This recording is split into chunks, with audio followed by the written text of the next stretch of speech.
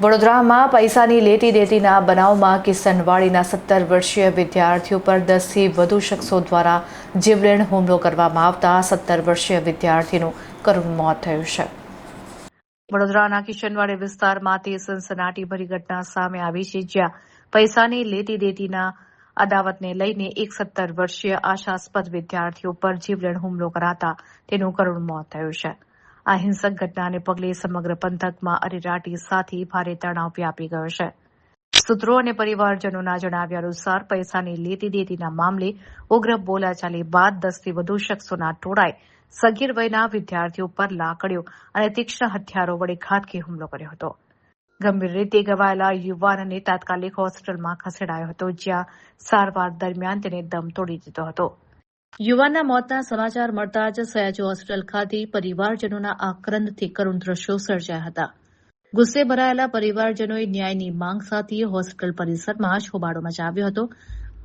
જ્યાં સુધી હત્યા કરનારા તમામ આરોપીઓની તાત્કાલિક ધરપકડ કરવામાં નહીં આવે ત્યાં સુધી મૃતદેહ સ્વીકારવામાં નહીં આવે તેમ પરિવારજનોએ જણાવ્યું હતું। આ ઘટનાની ગંભીરતાને જોતા કિશનવાડી અને હોસ્પિટલ ખાતે ચુસ્ત પોલીસ બંદોબસ્ત ગોઠવી દેવામાં આવ્યો છે।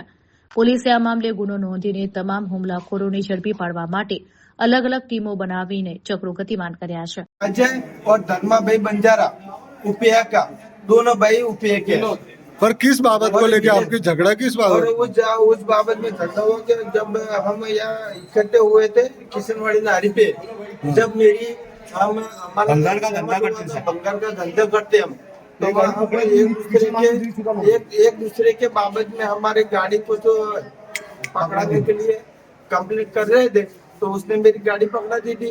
तो मैंने कहा उसको बोला था कि पैसा मेरे को दे दो, तो मैंने उसको 1,80,000 रुपया चुकवाया था और उसके बाद में वो पैसे नहीं दे रहे थे। और मेघराज बंजारा, विक्रम बंजारा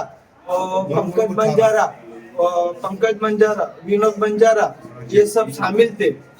और अभी जब मारम मारी हुई तब कितने लोग आए थे आपको? और उसके बाद में वो पंकज बंजारा भी था, विनोद बंजारा भी था और मेघराज बंजारा, विक्रम बंजारा, वो सब शामिल थे और मेरे बच्चे को मारा।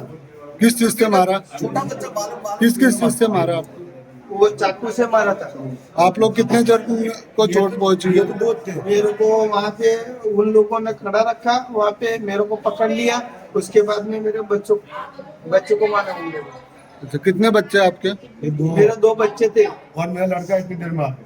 और उन सबको बुलाया। मैंने कहा तुम आ जाओ, यहाँ पे मेरे हमला होने वाला है।